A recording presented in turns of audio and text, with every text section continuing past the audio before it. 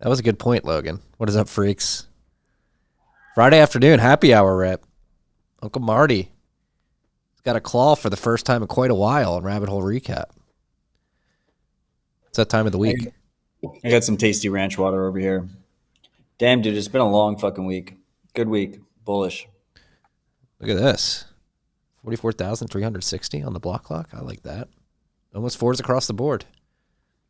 Pretty soon I'm going to be able to dust off my locked in block clock.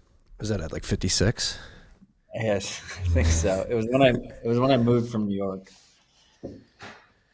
Yeah, it was like 52 or 56 or something. I have to find it. I think it's in a box downstairs.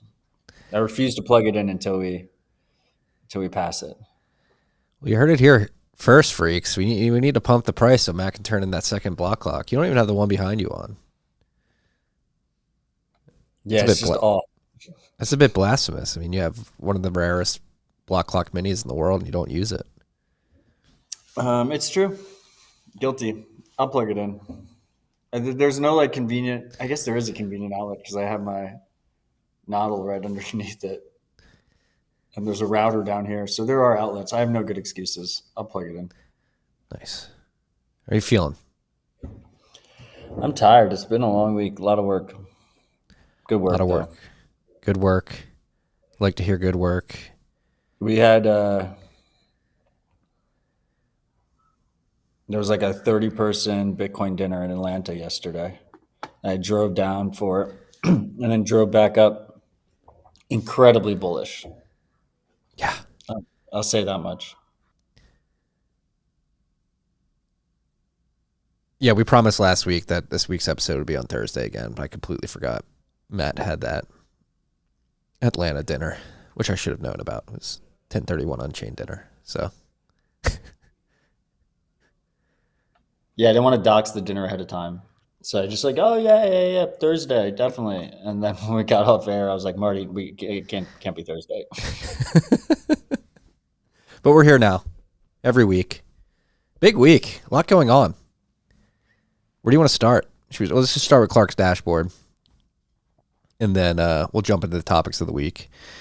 Current price, according to Clark's dashboard, is above what my block clock is saying right now. It's 44,565 cuck bucks. One cuck buck's going to get you 2,244 sats. We are sitting at an $872 billion market cap, quickly approaching $1 trillion. Again, there are currently 19,564,274.28 Bitcoin on the market. We're at block height 820,318, which means we are less than 20,000 blocks away from the next halving. Less than 20,000 blocks, 19,682 blocks away from the next halving. That was good Marty math on the go. We are 194 blocks away from the next difficulty adjustment, which shockingly enough is looking like a negative adjustment of 1.8%. Blocks been coming in at 10 minutes and 12 seconds on average. That adjustment is estimated to be on December 10th, which is Sunday. Should be early Sunday here in the central part of the United States. There are currently 65,168 transactions in Clark's mempool. If we go over to mempool.space, there are currently 184,408 transactions in Wiz's mempool. Fees have come down below 100 sats per VByte for high priority, currently sitting at 70 sats per VByte. If you're looking to get into the next block, mempool is relatively cheap right now compared to where it has been over the last couple weeks. There are currently 9,908.76 Bitcoin in unspent capacity, approaching five figures quickly in Samurai's Whirlpool.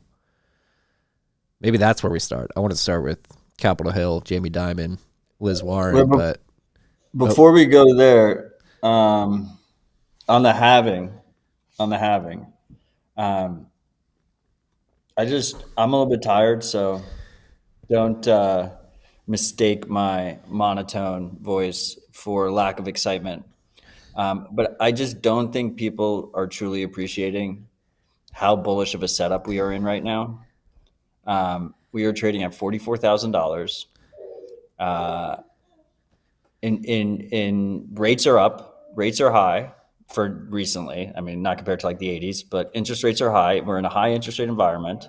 But Bitcoin is trading near all-time highs. There's very few days where we were above this level, maybe a month or 2 months.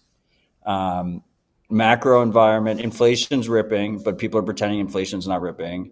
People think gold's at an all-time high while we drink their milkshake, and gold is just trading lower and lower in terms of Bitcoin value.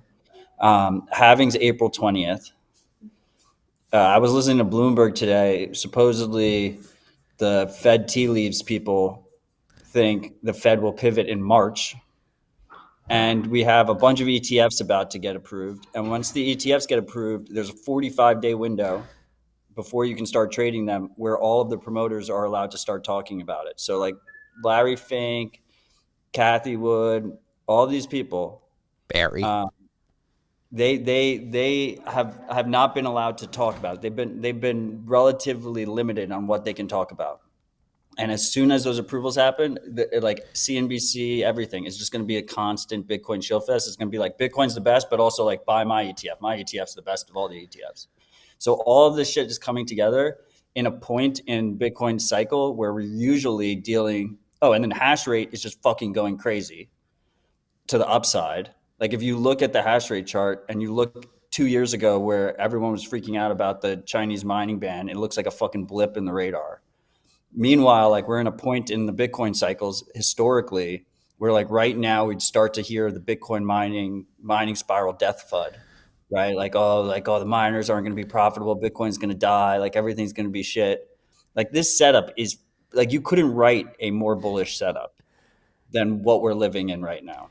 And to add to all of this, I think this particular halving is going to shock a lot of people because we've had Bitcoin launched in 2009, 50 Bitcoin per block. 2012, I believe, maybe late 2011, 2012, cut down to 25.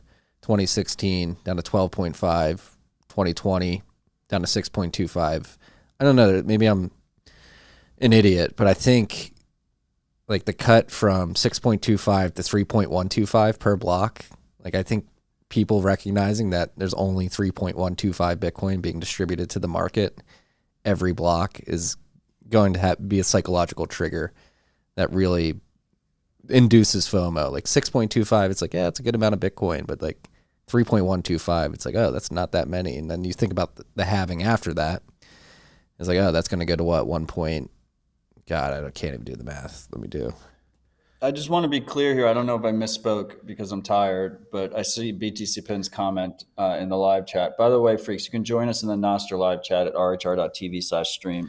The halving is not like a locked in date. If hash rate continues to increase at a fast pace, we will most likely have the halving before April 20th.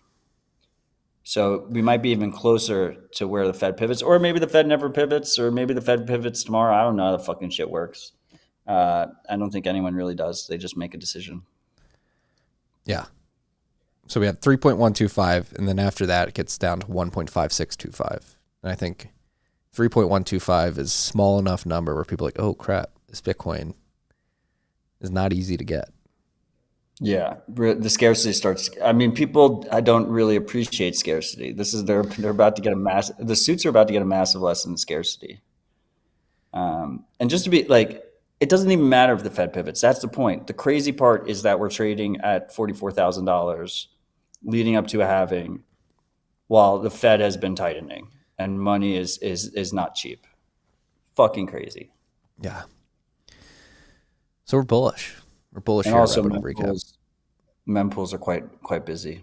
Yeah, they're less busy than they were earlier this week. So, cope. That is cope. I'm going to be coping harder between now and Christmas Eve. We've got less than 20 days. 16 days.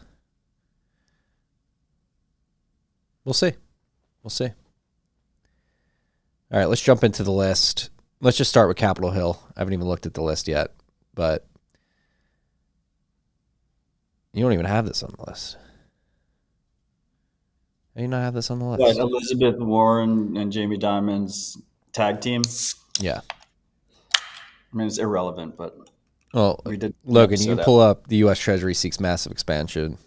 warrantless surveillance and powers to sanction open source software, because I think it pertains to this. Who knows whether all of this is coordinated, but it is a bit coincidental how quickly all of this has unfolded over the last 2 weeks. Last week, the Treasury wrote a letter of suggestions to the Senate Banking and House Financial Services Committees. So the Senate Banking Committee and the House Financial Services Committees got letters from the Treasury Department, which were filled with suggestions for regulations that they would like to see signed into law, particularly pertaining to how full node operators, mining pools, and non-custodial wallets are defined. They essentially want these entities to be defined as financial institutions that fall under the Bank Secrecy Act and had to follow the letter of the law in the Bank Secrecy Act. And you can see how that would make sense for exchanges and financial service providers in the Bitcoin space. However, when you get into Bitcoin mining pools and full node, I mean, they have validators in there, which essentially means full nodes. That's where things get really hairy and to begin infringing on civil liberties of individuals to run free and open source code. So you had that come out last week, and then quickly after that, you had the Senate Banking Committee meet, and they had all the largest all the executives from the largest banks in the United States up on Capitol Hill, and Elizabeth Warren took the opportunity to lean into her vendetta against Bitcoin and cryptocurrencies, saying that it finances terrorism and needs to be banned. And she asked the executives what their thoughts were, and Jamie Dimon came out and said, I would close it down as soon as possible. So it seems I would shut it down. it seems somewhat coordinated. Logan, do you have the clip that we can pull up? I was looking for it. I can't. I thought it was in the last trade thing somewhere. It should be on the TFTC page. You can find it. All right. Is this coordinated, Matt? When I saw it, my first thought was that Jamie is just trying to fill his bags. Fill his bags, really? Look, there's a bid on Bitcoin right now. I think people have been trying to front run BlackRock and the ETFs for the last 8 months, and it's running away from them. So it's a common suit strategy. You know, you FUD your target as you're accumulating, and then afterwards it all becomes obvious. Who is that suit that was doing that to us last cycle? Scaramucci? No. Someone with actual money.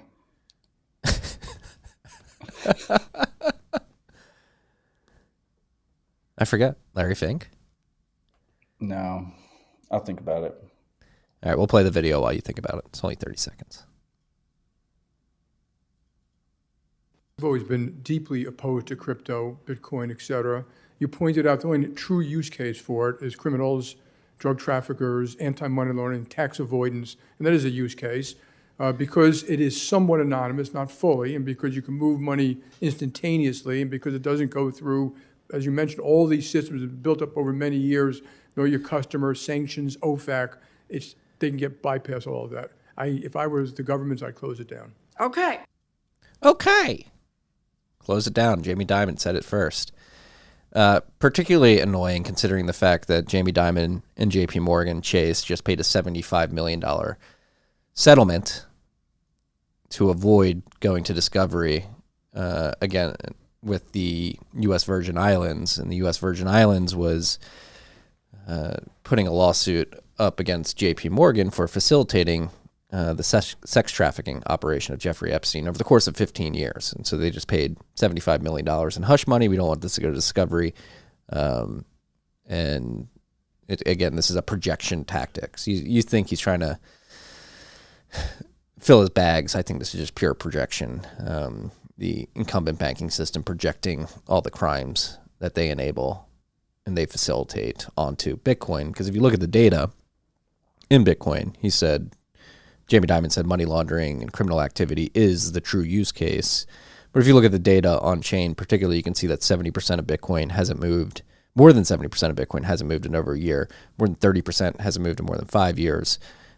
just looking purely at the data, it seems that most people on the network are using Bitcoin as a long-term savings vehicle and not as some sort of money laundering vehicle. So I think it's projection. Them trying to say, hey, we need these guys to look like the bad guys, even though we're doing all the bad stuff ourselves.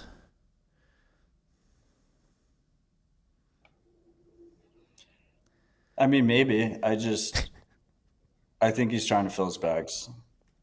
I mean, if you unpack it a little bit, right? He shows more knowledge of Bitcoin than he's ever shown before, except Somewhat for the shut it down. anonymous. Somewhat anonymous. Yeah, he got the privacy aspect correct, and he's absolutely correct that it'll be much more difficult to enforce sanctions. The only part he really got wrong was like, I would just close it down. Like, what the fuck that means, right? So to me, it just felt like very cheap, easy FUD. It all felt very coordinated though. You had that treasury letter, and you had this meeting. And you can't. All this is exclusive of the ETF, right? It's like you can FUD Freedom Bitcoin, which also hurts the price of Bitcoin. Hope for better they want it to be regulatory captured, right? Like the big banks would love for Bitcoin to become this like financial asset that they control. Are they going to get their way? That's the question. Are you going to let them get their way? I hope not. I hope not. What's he doing? I don't know. Is there a fly in front of you? Something's going on with Matt's setup now. But anyway, moving to more bullish thoughts on this topic. Elizabeth Warren got completely obliterated on Twitter this week. She got ratioed by, I think, 30 different people on one tweet. She's also pushing the CBDC, and as it pertains to that, I don't think there's any continuity at that level of the political apparatus with the federal government and the Fed, particularly with whether or not a CBDC in the United States will actually materialize. Obviously, the system that's set up now is already essentially a CBDC. They can cut anybody off and freeze anybody's money if they want. A CBDC in the way it's envisioned would give them a bit more granular control, but we're essentially already there. But with that being said, Elizabeth Warren's beating the drum for a CBDC while you have many other politicians and many Fed governors saying, no, we don't want a CBDC. So Elizabeth Warren did get a lot of tick this week, but I don't think anybody's picking up what she's putting down. You're blurry now. What'd you do? Dude, my internet's complete shit right now. I'm trying to troubleshoot. Continue. Okay. You troubleshoot. I'll continue. We'll go back to the list. And this is a big story. It didn't really get picked up too much, but if you're using a Ledger hardware wallet, be aware, Ledger Live is tracking and sending all of your information to outsource data harvesting services. So there's somebody on Twitter, RecBuilder. Pull up the tweet from RecBuilder. Or actually, not tweet. He's got a blog. Here, wait, I'll read the blog. I know we love Uncle Marty reading on. Okay, I think I got it.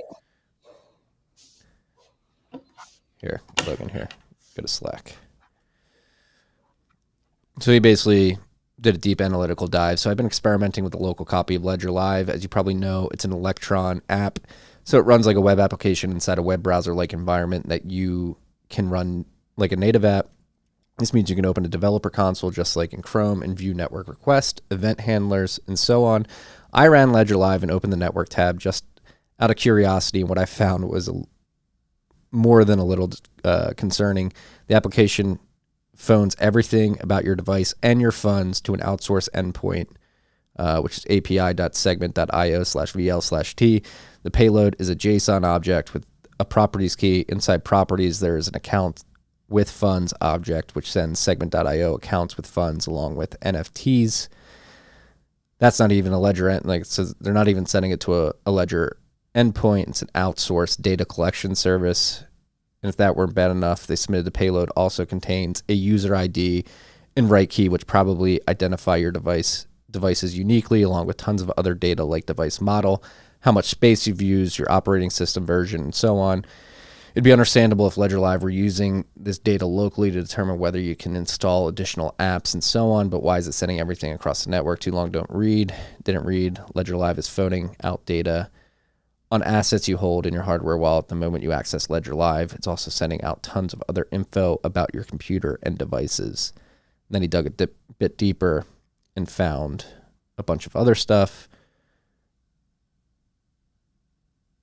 Yeah. So they're basically sending this data to like third-party advertising networks so that they can target you. But as we know, this data is never really secure. Ledger doesn't have a great history with data security, and it is pretty. Is it really surprising that they're doing this? No, but it is disconcerting to see nonetheless. So if you are using a Ledger, the recommendation. This is fucked up. This is very fucked up. This is incredibly fucked up. They're using a lot of the trackers are going to external endpoints. They're going to other companies. It's not even Ledger spying on you in a vertically integrated stack. They like combined it with all of the critical functioning code. Like it's like embedded in everything. An easy solution is to not use Ledger. Just get a Coldcard. But if you do have a Ledger and you insist on using Ledger, you can use Sparrow Wallet with your Ledger, and you skip that process. You don't have to use Ledger Live. I think you still might have to use Ledger Live for like the setup or something like that. So you're still exposing yourself to some trackers. I would just switch. But keep in mind, this is a privacy risk, not specifically a security risk. Privacy risks can lead to security risks because you make yourself a target. And many other things, people know all your transactions and what you're doing and whatnot, and your balances and everything. But this is completely unacceptable. I haven't seen any response. I haven't seen any formal response from CoinDesk's, one of CoinDesk's most influential people of the year, Pascal of Ledger, the CEO. I think, did this guy say, I like briefly was looking through it. I think he said 6,000 trackers he found. In this case, this particular guy's a shitcoiner. So he wants to use it with a shitcoin called Avalanche. So he can't use Sparrow. Sparrow's not an option for him. And I think Trezor doesn't support Avalanche either. So he needs Ledger Live. I think he forked Ledger Live and is trying to remove as many trackers as possible so he can still use it. Yeah, Jevy's saying you still need Ledger Live for firmware updates. Just toss the Ledger. How many different pieces do you need to just move on to a better piece of hardware? Fool me once, shame on me. Fool me twice, shame on you. Fool me 3 times, you can't be fooled again. George Bush. You know the saying. No, but he says here, wrecked builder. God, the shitcoiners, man. Is there any hope for them? You cleaned up a bunch. There's still 310 files, so they're sending a lot of data back. It's really fucked up. Now that my internet's back, I just, on the Jamie Dimon stuff, like I absolutely agree with you. I mean, it's definitely projection. Like they are guilty of all the things he said. It's part of their business model. But I think it could be both, right? Like I think what we're seeing is I think he's trying to build a position in Bitcoin and it's running away from him. If that's not the case for him, it's definitely the case for a lot of other suits. And then the second piece is we are definitely seeing a coordinated move to try and capture Bitcoin in America and try and make it this regulated asset that is controlled by major financial institutions. And they have a lot of money to make for that. So in this case, he would kill 2 birds with 1 stone on that, right? Yeah. And like, so this treasury news, it's easy to get confused because like we have FinCEN stuff, we have treasury stuff, Elizabeth Warren's like sending letters to people. It's just all over the place. There's a shit ton of activity in terms of we're seeing companies feeling pressure behind the scenes. Like banks that they work with are feeling pressure and then the banks go and hit them. Like it's crazy out here right now. Yeah. We got to dig in. What do you say, Matt? What do you say? Live free or fucking die. Rights are taken and defended. They're not going to be given to you. There you go. We're at a point where we've Rights taken are not granted. They're taken and defended. Yes. We've taken the rights, particularly, I mean, what's particularly alarming about the FinCEN letter, or excuse me, the Treasury letter, is the designation of open source software as like a financial institution, or people writing open source software as individuals who are putting financial products into the world. And that is how you tax self-custody. You create a environment of fear where developers are too afraid to contribute to these open source projects in the first place because they don't want the anvil of the law to fall on them in the future, and you're somewhat forced via lack of options to use these custodial options that will be controlled by the financial institutions. So we need to fight back against this pretty vigorously. Yeah, I think on all fronts. Yeah. You're going to have to be defended. That's the thing. If you have Bitcoin in self-custody and you're leveraging these open source software tools, you've taken the right. You have Bitcoin in self-custody. You're securing it. Now it needs to be defended. Your right, your ability to do that needs to be defended. They're attacking it. How we do that, I don't have all the answers. We won't solve that on this particular episode. Maybe we'll do it on a bunch of episodes moving forward, but be prepared. They're coming for it. It's not bad to secure your own wealth. It should be an inalienable right that everybody should have the ability to do at the end of the day. To think that you need to hand over the control of your wealth to a regulated financial institution is a thought that needs to be ridiculed and destroyed at the end of the day. You should not need to depend on a financial institution to secure your wealth. If you're willing to take the risk to do it yourself, you should be able to do that without any government coming and telling you that you can't. And the ETFs are shitcoins. Yes. Don't you're not buying Bitcoin, you're buying price exposure to Bitcoin. It's an IOU. It requires immense amount of trust. Most of them are going to be custodied with Coinbase. Brian Armstrong gets to take his place as the Dark Lord of the coin. The Dark Lord of the coin. I like FTX, straight Ponzi scheme, but they tried to use him to attack CZ. CZ kills FTX. Then the suits regroup. Then they take out CZ. They hit CZ hard, and then Coinbase emerges. They got one last one to take down. The mother of all the ETFs. I think they got one more they're going to try and take down. Are you talking about Tether? Yeah. Bitfinex? Yeah. Well, to be clear, they didn't take down Binance. They just hit them with a heavy-headed fine. So yeah, I mean, they BitMEXed them. They took them behind the shed, shot them in the head, and said, all right, you can come back to work under the conditions that we set forth. And then I know I'm jumping all around the place, but if you're using a ledger right now, I have a high school friend. I have a high school friend who saw the ledger news on Twitter. Since the price started pumping, he's been in for a while. He was like the only high school friend that listened to me. Like we were in high school. I know this friend at the time, but afterwards. And since the price ran up, he's just checking Twitter and just sending me screenshots of things that are freaking him out because all the FUDers are out there. I mean, not this ledger thing is not FUD, but there's like this new FUD narrative that like the suits are just pumping up the price of Bitcoin to kill all the plebs, and like they're playing games with you. Don't buy now, sell now, all this shit. But he sent me the ledger thing, and he uses a ledger, and he was freaking out. Fortunately, I had given him a Coldcard for his wedding already, so he had a Coldcard just sitting in a fresh bag, unopened. So if you are using a ledger, number one rule is do not panic. Take a deep breath. You've already exposed all your private information to Ledger and their external parties. Okay, that already happened. Okay. You're gonna set up a Coldcard or another hardware wallet. with Sparrow. Create a brand new wallet, brand new seed and everything. Do it the right way. Take some time.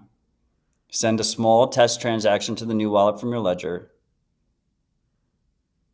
Then Send the rest. then send it back. Send it back from the Coldcard to the ledger to make sure you know what the fuck you're doing and you feel comfortable. And then you can then send the rest over. And I have a full guide for Coldcard at rerunbtc.com/coldcard. But deep breaths. I mean, I don't want to gloat. It feels like a bad time to gloat, but I'm proud to have never owned a ledger and not have to think that this is a problem for me. Shout out you. Shout out to me. Shout out to me. All right, moving on down the list. Apple came out earlier this week and confirmed that the government is using push notifications to surveil users. Unidentified governments are surveilling smartphone users by tracking push notifications that move through Google's and Apple's servers, as U.S. Senator Wyden warned on Wednesday. In a letter to the Department of Justice, Senator Ron Wyden said foreign officials were demanding the data from Alphabet's Google and Apple. The traffic flowing from apps that send push notifications put the companies in a unique position to facilitate government surveillance of how users are using particular apps, Wyden said. He asked the Department of Justice to repeal or modify any policies that hindered public discussions of push notification spying. In a statement, Apple said that Wyden's letter gave them the opening they needed to share more details with the public about how governments monitor push notifications. In this case, the federal government prohibited us from sharing any information. Now that this method has become public, we are updating our transparency reporting to detail these kinds of requests, the company told Reuters. A source familiar with the matter confirmed that both foreign and U.S. government agencies have been asking Apple and Google for metadata related to push notifications. The data is said to have been used to attempt to tie anonymous users of messaging apps to specific Apple or Google accounts. The Reuters source would not identify which governments were making the data requests, but described them as democracies allied to the United States. They did not know how long the request had been going on for. Apple advises developers not to include sensitive data in notifications and to encrypt any data before adding it to the notification payload. Earlier this year, French developer David Lebeau said users and developers were often unaware of how their apps emitted data to U.S. tech giants via push notifications, calling them a privacy nightmare. Which countries are top on the list that are abusing this? U.S. allies. It's probably the Five Eyes. France, Canada, UK, US, Australia. I was going to that's say Canada. I think it's definitely Canada. Who did you put in there? It's US, Canada, UK, Australia. France. Is it? Or did you just throw that on there? I don't know who the fifth is. But these are countries that they all have surveillance agreements. New Zealand's in the Five Eyes. But then they also have the Eight Eyes. They're all sharing all this shit and spying on all of us. I will say Daniel McKay, the former lead maintainer of Graphene OS, has been all over this push notification vulnerability. Like it's... What is it about push notifications specifically that leaks this metadata? Does it communicate with your phone provider? What do you mean? I don't know. It's literally getting pushed from their server. The app developers are using the centralized push notification servers of Apple and Google to push notifications to you there we go. that are often not encrypted, not end-to-end encrypted, and it wakes the phone, and the phone touches the towers and all this shit. Okay, that makes sense to me. But imagine I send you a payment and you get a push notifications like, oh, Matt just sent you this payment for this stuff. And they have that. I get a lot of those notifications. Matt called you. Matt sent you a text. You know, like your whole life is in push notifications. So much shit is in there. God damn it. Do you ever just want to go Uncle Ted? The it is fucking exhausting and tiresome. because it just shouldn't have to be this way. Like people shouldn't have to. But I'm it gonna it say is I'm gonna it, do it it. is I'm gonna do it. it is that way. I'm gonna do it. No, we don't, Marty. Do we live in a free country, freaks? Yeah, NBK is also saying that a lot of devs add metadata to it. He called them shit devs, but a lot of them do. Shit devs. Yeah. Be aware. Be aware. Moving along. If you're using BTCPay servers, LN Bank plugin, you are being urged to update to version 1.8.9 ASAP. The critical vulnerability has been found in LN Bank, an external plugin you can optionally use in the BTCPay server. If you're using it, update immediately to the newest version 1.8.9 to mitigate. Now it's BTCPay server. So LN Bank allows users to use their Lightning node as use LN Bank's Lightning node as a custodial account system with separate Lightning wallets for non-admin users such as individual stores, friends, or family. Been notified of a critical vulnerability in the LN Bank plugin. Dennis took to Noster to warn everybody. So if you're using that, be aware. Does not affect BTCPay server. You're only affected when running the LN Bank plugin. Yeah, it's a specific plugin. Uh-oh. Boom. Thought we had breaking news. I don't think it's news we can share, though. It is not.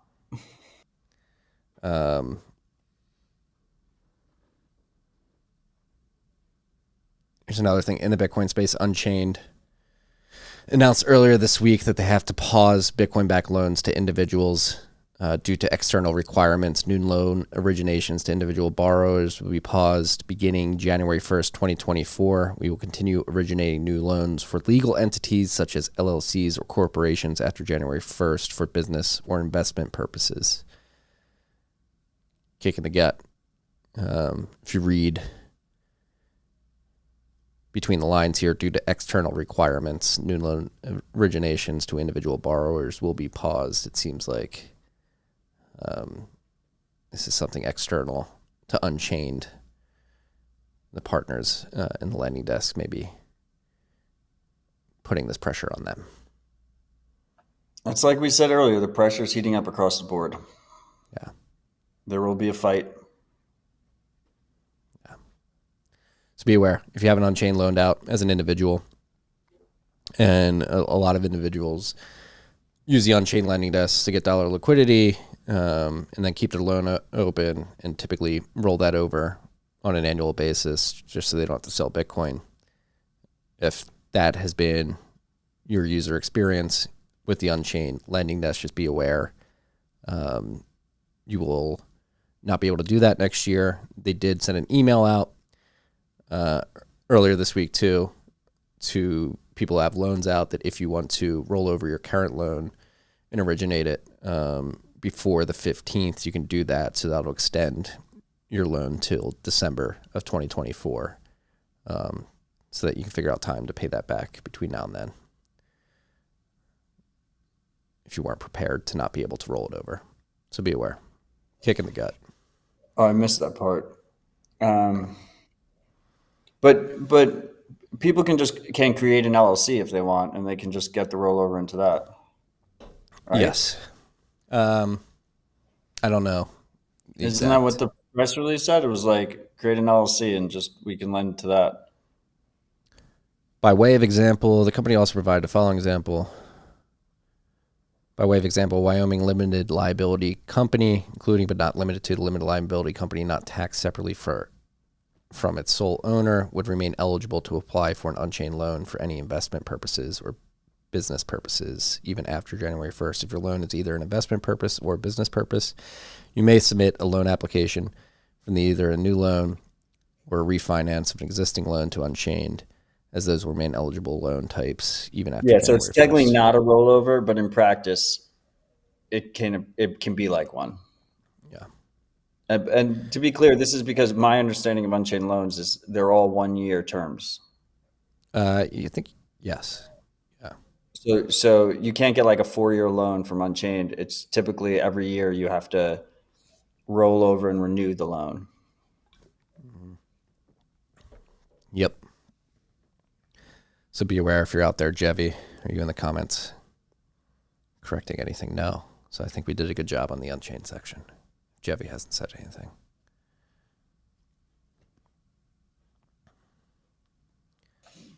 Moving on. Block opens Bitkey pre-orders in 95 plus countries, shipping expected in Q1 of 2024. So this is Block's hardware device that has been very much anticipated. Pre-orders are now live, selling for $150. Again, in over 95 countries. 1 second. Matt's got one. But to refresh anybody's memory of how the Bitcoin operates, it is a physical device that has a private key on it. It's biometrics. You use your fingerprint to verify and sign a message. It'll be paired with the Bitkey app, which is a wallet, and you'll have a key that lives there.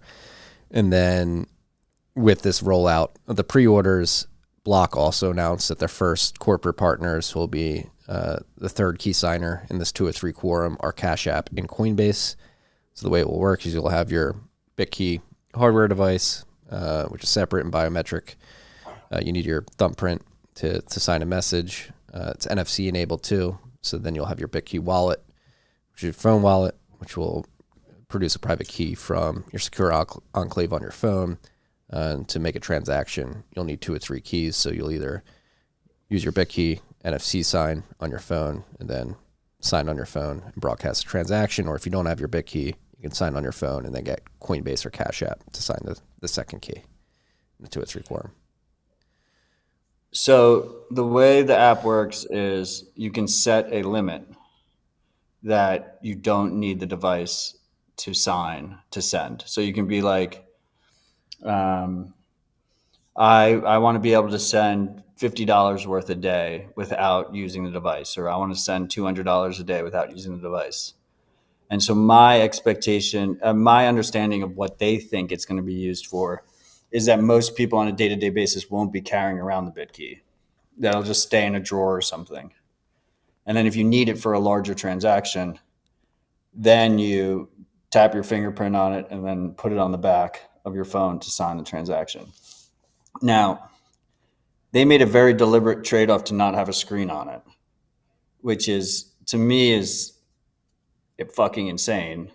We've talked about it in the past. Because you can't verify, you don't know what you're signing.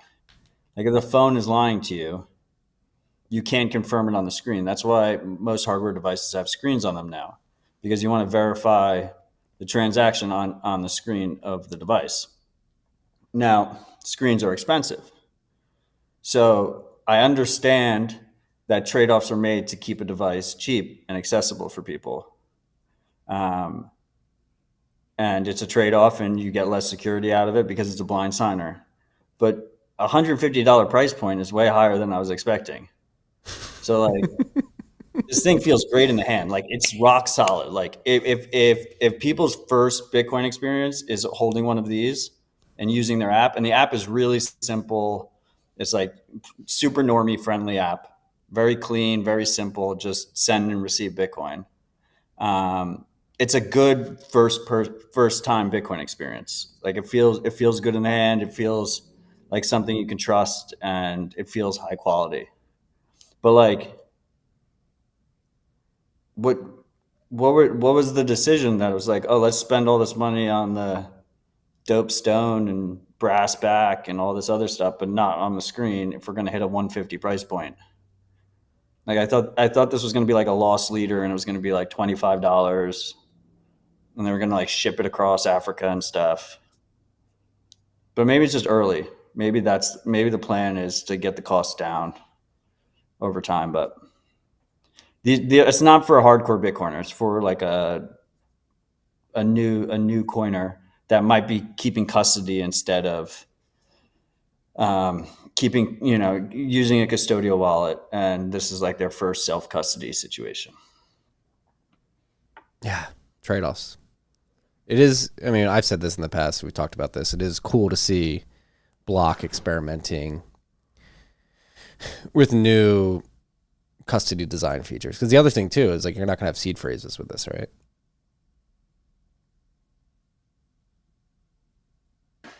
Yeah, I don't think there's a seed phrase backup, but I haven't like updated the app recently or looked at that. But in setup, there was no seed phrase backup.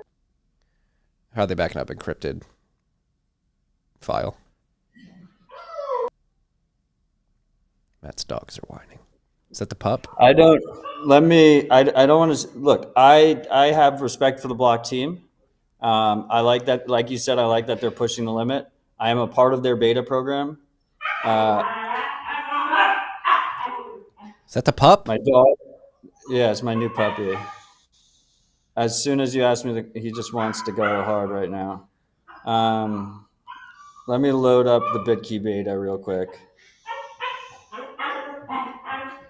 But when they sent me this, like I set it up right away, right? Like I pulled it out of the box. I was super excited. I wanted to try it out. It's like a new toy, right? And I got it set up in like 5 minutes, like 3 minutes. It was super fucking quick. It was just like follow the steps, boom, boom, boom, done. So I don't remember necessarily when it happened. But I think the backup is like Google Drive, Apple Drive.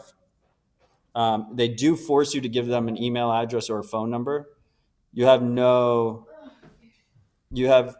this is not a privacy device. Like they can see all your transactions. Like, I mean, they have less trackers in the app than Ledger does, but you're using their node. They're in your multi-sig quorum. They can see your transactions. Yeah, that actually brings up. The app is super smooth. I don't want to dox my addresses, but you see, like, no, you can't really tell. But Matt's got $17.24 worth of Bitcoin. Holy shit! It's super. How'd you get? I thought you lost it all. It's super clean. They took a lot of time to try and make something that was like really simple for end users. And I think also one of the things I said a lot is like it'll be a good test of like we know multi-sig is not custodial. It is clearly not custodial, but we haven't really had a test of that in the legal system, and we see how they're doing it in all this other fucking shit hitting us on like FinCEN and Treasury and everything. So it's nice that Block can fight like the really expensive legal fight, that it's self-custody and that they shouldn't have to do typical things that a money transmitter would have to do. Yeah. Matt, the group chat wants to meet the pup. That being said, this brought up, somebody asked the question earlier, is Trezor similarly bad to Ledger? Nothing that Trezor has done to date is anything in the realm of bad data security practices that Ledger has shown. But if you are using Trezor Suite, it is the equivalent to Ledger Live.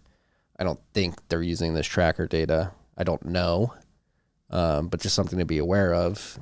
And so if you are using a Trezor, similarly with Ledger, it's recommended that you use something like Sparrow when using that hardware wallet, that hardware device. And I think with Sparrow, you can even create your private key with Trezor using Sparrow. I don't think you have to do that on Trezor Suite like you had to do that with Ledger Live. So Bryant Grizzle, to your question, similar. Trezor Suite is very similar to Ledger Live. So if you want to avoid pinging Trezor servers with all your data on your wallet, use something like Sparrow. There's a pup. Oh, he's licking your face. Fortunately, the video is not very clear.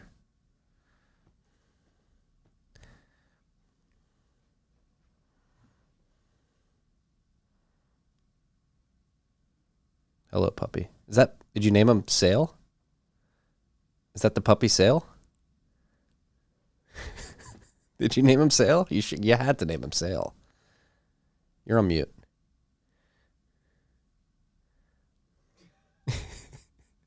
We're naming the dog now. Well, I'm muted. No, I didn't name him Sale, and I'm not doxing my puppy's name.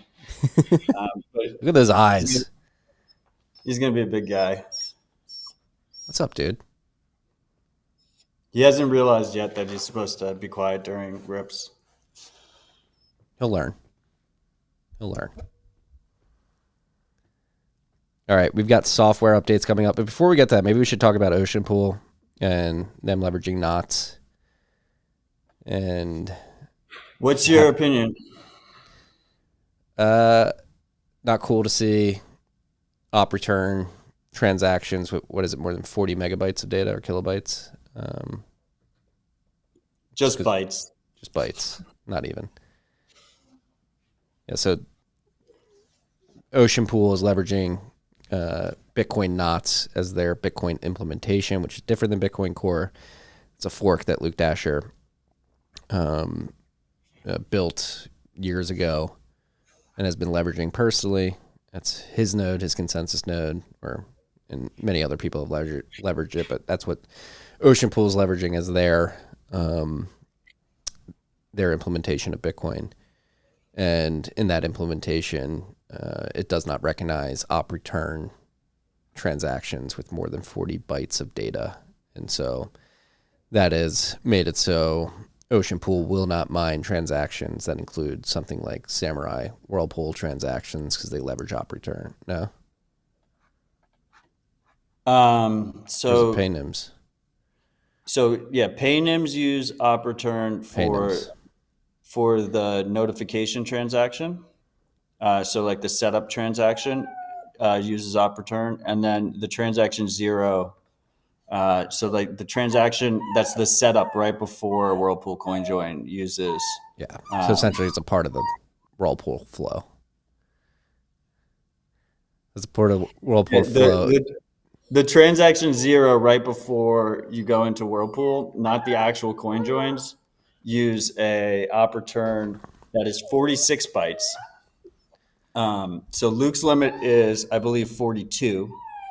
So it doesn't include that. And then I don't know what the Paynims want, but just for like a little op return history, because the op return, so the reason op return exists is because people were embedding things in the Bitcoin blockchain, and we wanted a way to let them still do that if they're going to do that, but do it in a way that could be easily pruned by nodes.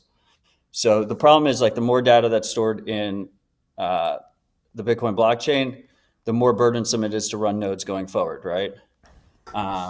Particularly for people with low bandwidth. Yes, and but also like in terms of like actually like processing the chain and the transactions and catching up to tip. So the answer, Hidden Americans, is both dogs and kids. It's not an either or. To the guy in the comments, the dogs are fucking awesome, and I will die on this meal. So the idea is that it's easily prunable, right?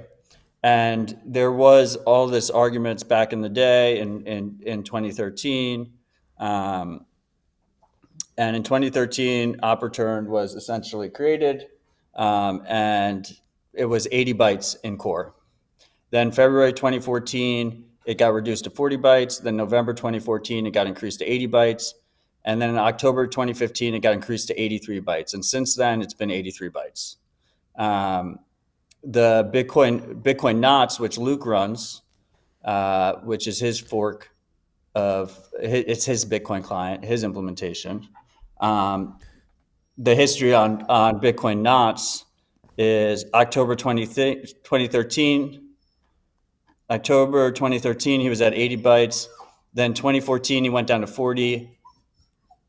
Then later in 2014, he went back to 80. Then 2015, he went to 83. And then May 2022, he went down to 42. So this is all technical stuff. And, you know, but there clearly was an attempt to specifically target coin joins. Now, everything gets a lot more complicated because people on both sides kind of hate each other and kind of hated each other before it even happened. And like one of the reasons, like BIP47 Paynims is discouraged for implementation by wallets because Luke didn't like it in the beginning. So keep that all in mind. Miners can mine whatever transactions they want to mine. That is completely their right. Obviously, mining pools historically are the ones who construct the transactions, including Ocean. Ocean wants to move to Stratum V2, where individual miners can construct blocks and submit their templates. I don't know if Luke's going to be cool with them including large op returns. I don't know how it works with like Ordinals. He's also him running not including ordinal transactions as well. Should not be including mentioned. ordinals.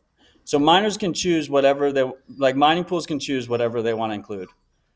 If they are selectively excluding transactions, they will ultimately receive way less fees than miners that are not. So they have a direct incentive not to do that. Last but not least, and I'm sorry about this puppy. It is an extremely weird way to launch a pool as the anti-censorship pool and then just off the bat just going crazy on choosing which transactions you want to include and which transactions you don't want to include. Like if you want to launch as like the anti-ordinals pool, that makes sense to me, but it's just a really, really odd launch. And I want like, there's going to be a lot more of this with mining pools not including certain transactions, and it's just it's unfortunate to see if this feels like an own goal, and unfortunately, like everyone's headstrong here, so there's pretty much no shot in hell that Samurai decreases tries to decrease the bytes to 42 to get in there, and like there's no way that Luke's gonna fucking add 5 bytes or whatever 4 bytes to his, fucking implementation to make it happen. So, I don't know. We'll see what happens. But in the meantime, 99% of the hash rate is still mining those two transaction types, and I think Ocean's going to have a lot of trouble getting any kind of sizable hash rate as a result. So they should consider that. And then last but not least, I would say there's been a lot of almost doublespeak talk saying that this is not censorship, this is filtering, because mining pools can choose whatever transactions they want to include. They can even mine an empty block. They can take an out-of-band fee and mine a single fucking inscription for 4 megabytes, like we saw fucking Luxor do. And they can do any of this shit. And we hear people say, oh, it's filtering, not censorship. Well, I would say one thing. Like, if the problem that Luke has with op return data is that, he thinks op return data is spam, then he doesn't accomplish anything for node runners if just 1% of the hash rate is doing it. He clearly would like nobody to mine that transaction. Like that is the actual desire there, and to me, that's what reeks of censorship. And it's a poor precedent. It's a really bad precedent.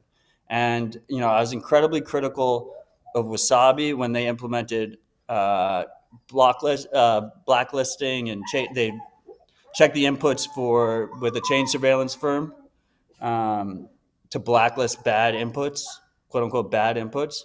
And then when Swan comes and does the same thing to Wasabi, there's no ideological leg to stand on. It's like with America, it's like you can't reasonably tell someone you're spreading freedom when we're not free here. It's fucking ridiculous, right? Like we have to hold ourselves to a higher standard. So anyway, I think the market is ripe for some mining pool disruption. And I'm very positive about where that leads. I am as well. It is a bit perplexing.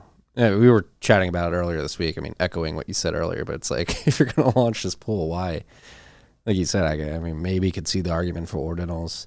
I'm not a massive fan of them. I think they're pretty stupid. As a miner, it has been nice to see fee revenue go up, my sats revenue go up. However, I do think they're stupid, but never go as far to like censor them. But like the double whammy of censoring ordinals and then this op return over 42 bytes, it's like just shooting yourself in the foot. Yeah, I don't know. The whole thing is fucking ridiculous, and it's a bit infuriating.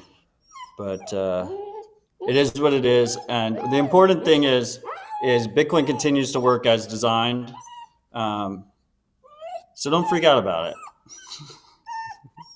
Don't freak out about it. We got a nice puppy on there right now. I think he's got to go to the bathroom. He was downstairs and he was like upset that I was upstairs. And now he's upstairs and he's upset that my wife is downstairs. So now I'm going to bring him back downstairs. All right, you bring him downstairs. Good time to transition to shout outs. We're getting to the software update section of the show. You got to go to the top 4 shout outs for Rabbit Hole Recap 281. Fresh gold, all-time high. Before we do that, got to give a massive shout out to Fountain. I am on their test flight version of their 1.0 version, which will be launching to everybody hopefully in the next 2 weeks. And I must say, it is an insane improvement on the last version. I mean, Fountain is an incredible app. It's my go-to podcast app, my driver for participating in podcasting 2.0 and just listening to any podcast I want to listen to. This update's massive. I'm really excited for everybody else to get into it. So with that being said, let's jump into the top 4 boost of Rabbit Hole Recap 281. At Open Mic, 123,000 sats. Freaks, Purple Rain and Purple Pills unite. V for V over Noster meets a professional band tour at the legendary First Ave in Minneapolis, where Purple Rain was filmed and Prince started. Thursday, December 21st, 7 p.m., Ainsley Costello from Bitcoin Park, and Just Loud, who played Lollapalooza in 2019. Let's give these artists a powerful story to show to other musicians about value for value. All sats received and ticket proceeds in real life go to artist teams. Find at Open Mic and at Toonster on Noster, www.toonster.io. Stir name, an STR name for Odell. Toonster actually makes sense. I think Toonster makes sense because it almost harkens back to Napster. It kind of sounds good. Yeah. So it's been a long week. I'm too tired to comment on your name, but cool project. One of the few stirs that makes sense. What? One of the few stir names that makes sense to me. Dude, the Nostr ecosystem is growing so quickly, it's so hard to keep track of. Incredibly bullish. Could have sworn we had another bigger boost in here, but I'm not seeing it right now. At Eric99 boosted 50,000 sats. Stay humble, stack sats. Thank you, Eric. At Letter6173 boosted 11,111 sats. Ones across the board. Pound drum boost. God, family, health. Focus on what matters. Agree with you, Letter6173. Thank you for the boost. At Bond, 5,432 sats. Be aware, freaks. The paper suits are not going to make it. They are not. Those are the top 4 boost. Rabbit Hole Recap 281. This is Rabbit Hole Recap 282. Thank you, Freaks, for joining us. Thank you for the support. Really appreciate it. And we're going to roll into software updates. I'm going to blow through these because I have to go, and then we're going to read a manifesto. I'm going to read it. Go for it. Bitcoin Core version 26.0 has been released. I mean, this is a major upgrade, so it probably should be mentioned. It's got P2P network improvements, pruning updates, and new RPCs and more. So it's been in beta and testing for a while. It's now available to everybody. So at the P2P layer, looks like bit 324 was added. It's off by default, but when enabled, you can use U2 or V2 transport. It will be negotiated on a per connection basis with other peers that support it too. The existing V1 transport protocol remains fully supported. That's good. P2P upgrades are good to see. Moving on. Primal debuts on mobile app stores with iOS version 1.0.4. Android beta version 0.21.4 has been released as well. We discussed this last week. No, I don't think we did we? I thought we did. We talked about the Apple fees, right? I had Milan on Citadel Dispatch this week to discuss this, but the iPhone release is absolutely massive. Did we talk about this? Yeah, because we talked about the 30% cut. Oh yeah, he corrected me, by the way. It's 15% cut in US and Canada, and then 30% globally. But the wallet is powered by Strike. It has light KYC. It has limits. I think you can have 1 million sats in the wallet to encourage self custody. And there's also limits on the buy side, so people don't like. The whole idea is like a new coiner comes in and they can like treat it like an in-app purchase if they have no sats, so they can get zapping right away. But you don't want the new user to just get raked on the 15% fee. So you can only purchase $5 at a time, and you can only purchase up to $50 a day.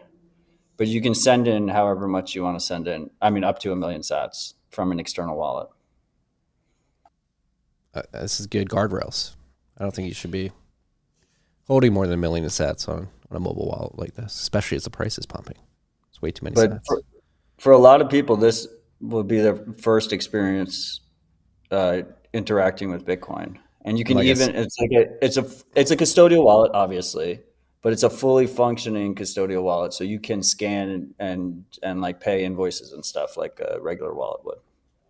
Yeah, like I said last week, the buy Bitcoin experience is the best by far. Like being able to buy Bitcoin with Apple Pay directly is insane. And I would say to the person trying to gotcha me in the comments. Look, 1031 is an investor in, we support and invested in 36 Bitcoin companies. Okay, the full list is on 1031.vc. We disclose it all the fucking time. Samurai is one of the companies. Who's gotchaing us? This is insane. I try to hold our portfolio companies to even a higher standard than any other company because they reflect on us, obviously. Okay? I try and be as critical of them as possible. If Ocean was a portfolio company, I would be incredibly critical of them as well here. And if you've been paying attention, you've noticed that I am often critical of portfolio companies. If you want to listen to the Citadel Dispatch with Milan yesterday, we went into all the trade-offs that Primal makes. Very clear on the trade-offs. And then meanwhile, I will continue my work at OpenSats, providing no strings attached grants to dozens of open source Nostr contributors, including many competing clients to Primal. So cheers. I don't see where this troll is. Where is he? He's asking. They're like, it's about the censorship filtering thing with fucking Primal, because Primal has a spam filter that you could turn on and turn off. Optionality is good. Or you can just not even use their caching server if you want. Or you can even fork Primal because it's a false client. But I just don't know what, look, good luck. Ocean's not getting my hash unless shit changes.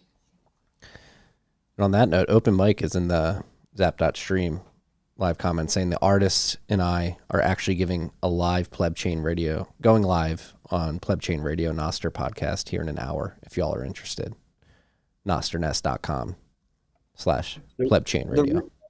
The reason I'm sensitive about Bitcoin spam conversations is because if you go down this rabbit hole far enough, it's going to be used against Bitcoiners trying to use Bitcoin privately in freedom-oriented way. Like that is, it's always been the most vulnerable part. Like the suits are here, and now this shit is about to start getting serious. So if you don't want to mine inscriptions, like I agree, like ordinals are pretty much only scams or ordinal land. Like I don't even know what the fuck's going on with that Ordi token.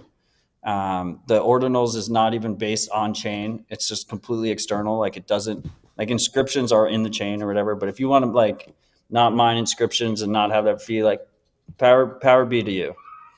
But it just seems like such a fucking own goal. Agreed. Yeah, hello Bitcoin. I see you in the Nostr chat. responding in the chat. He was the 60,000 sat donation that was not read. It's because it's not showing up in Fountain. Let me go back and double check. I'll refresh, see if it's there. No, it's not there. Because I remember seeing it earlier. And I can't recall what the message was. I see Kieran in the comments saying Primal launches global buy BTC before strike should be the headline. Raffle. By the way, Kieran, you're fucking crushing it on Zapstream. Like, the progress you've been making is so fucking impressive. It's gonna fucking kill Twitch. It's the better version of Twitch. Actually, like, Strike has buy Bitcoin in like 50 countries right now.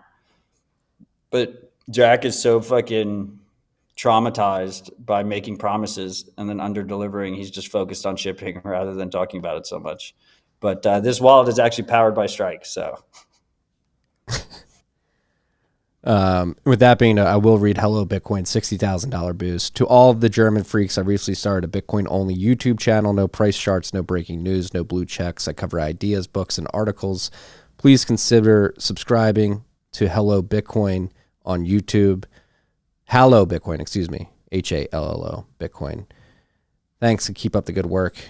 Both were part of why I started the channel, to get the signal out. Peace and love. Peace and love to you. Hallo Bitcoin. I will send the PR to the Fountain team that not all boosts are showing up. Because it was there. I remember checking this morning and seeing it there. I knew we were missing one. Shout out to you. Hallo Bitcoin on YouTube. Go check it out. We need more German Bitcoin education leaders out there. So thank you, Hallo Bitcoin. Moving on. Software updates. LND version 0.17.3 beta has been released. It's a hot fix release. Be aware. Ride the Lightning RTL version 0.15.0 beta has been released with CLN REST for Core Lightning. PayJoin CLI version 0.0.1 alpha has been released. A command line PayJoin client for Bitcoin Core. That's pretty cool. Bitcoin Keeper version 1.1.8 has been released with custom multisig, coin selection, and more. Good to see coin selection in there and custom multisig. Pleb Devs released a backend course for Lightning app development. Logan, do you have anything on this one?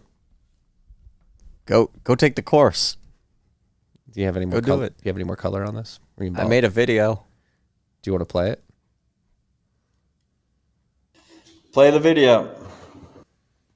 It's showing me a white screen right now.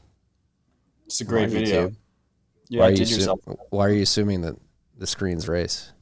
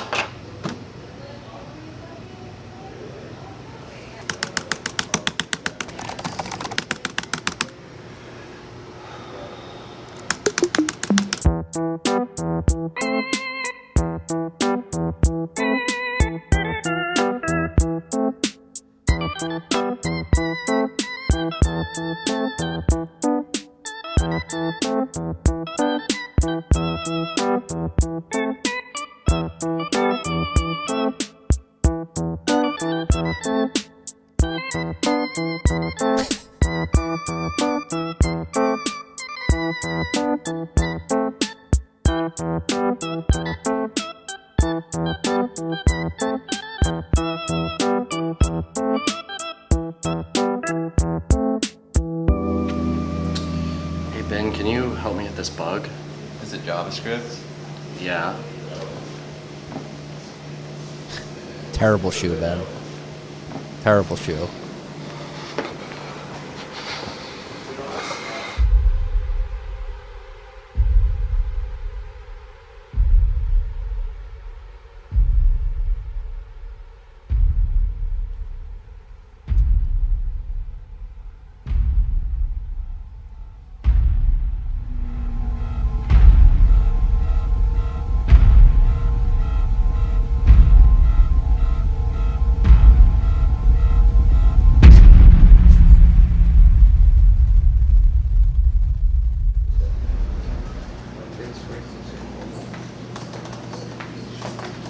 and a semicolon.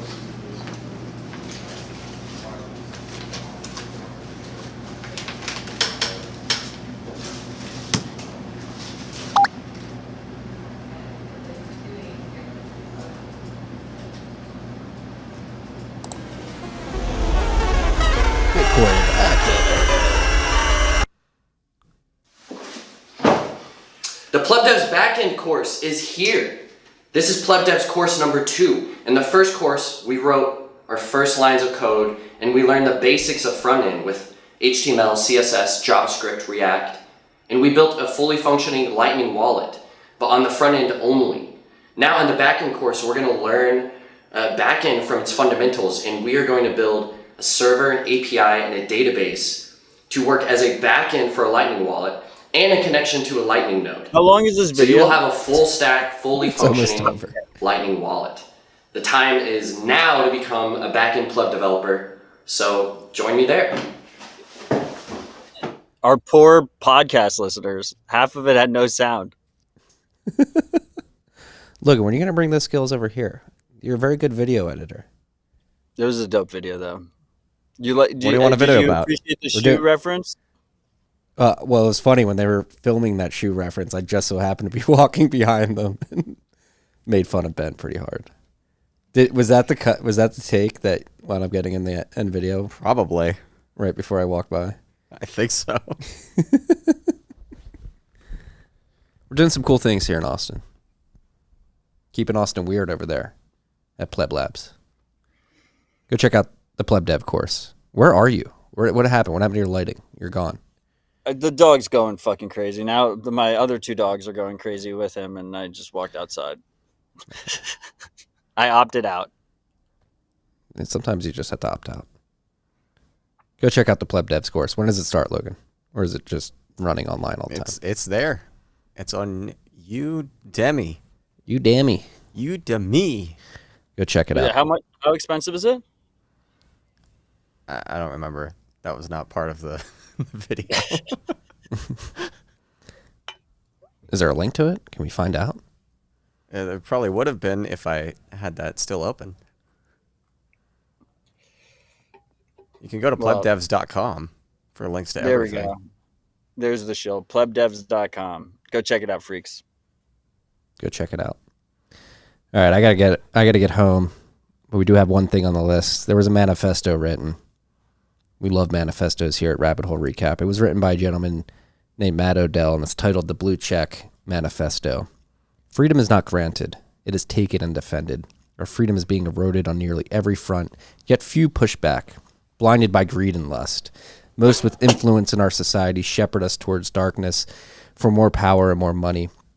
Incentives are designed by massive corporate institutions and billion-dollar companies focused on squeezing out as much money as possible from billions of digital slaves. Tracked, manipulated, censored, sold. This is our reality. Can you see it? Can you see where this leads? Everything I do is tracked. It is already a lost cause. A common narrative, disappointing and frustrating. Millions see the problems, but most have given up hope. How did we end up here? Humans have relied on trust since the dawn of time. We built families, we built communities, we built businesses, we built new technologies, we built governments. Trust is how humans have improved our standing in the world. Trust will always be essential, but at scale it remains vulnerable. Systems that require trust are easily corrupted in the modern age. This vulnerability is amplified due to the scale of these systems controlled by a powerful few whose incentives are at odds with the millions who trust and rely on them blindly. I was once a Twitter power user, my only social media for the past decade. It was not without fault, but it was an incredibly powerful tool. It held the promise of billions being able to communicate freely and build off of each other's thoughts and ideas. Then censorship escalated. Then identity checks began. Refusing to comply effectively shadow banned you. In retrospect, it was inevitable. Trust does not scale. The systems we rely on are too easily corrupted. The massive centralized institutions that govern so much of our lives are broken. What has worked in the past is not sufficient for the future. We can do better. We must do better. Nobody is coming to save us. We have to save ourselves. We have the tools that empower individuals and minimize trust. Protocols such as Bitcoin and Nostr that are not controlled by any entity enable us to communicate and interact freely and without permission. Freedom Tech is our hope, but real change will require millions to stand up and take responsibility for our future. Say no to TikTok, Google, WeChat, PayPal, Facebook, Twitter/X, and the countless digital slavery companies that join their ranks. Their incentive is to control you, and they are winning. Build, support, and utilize freedom tech tools instead. If not us, then who? If not now, then when? We will not live in a pod. We will not eat the bugs. We will not get the blue check. We will not use CBDCs. Use freedom tech. Live free or die. Odell. Boom. Beautiful, sir. Let's fucking go. Live free or die.